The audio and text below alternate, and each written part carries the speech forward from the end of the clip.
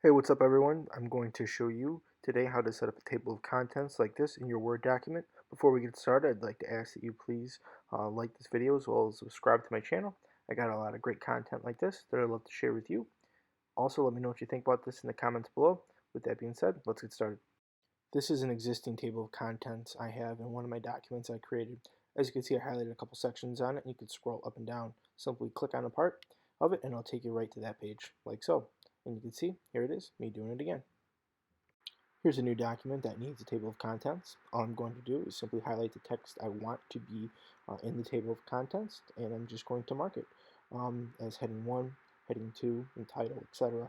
And what you'll do is, once you create your table of contents, you'll see these headings come up at different text levels in the table of contents itself.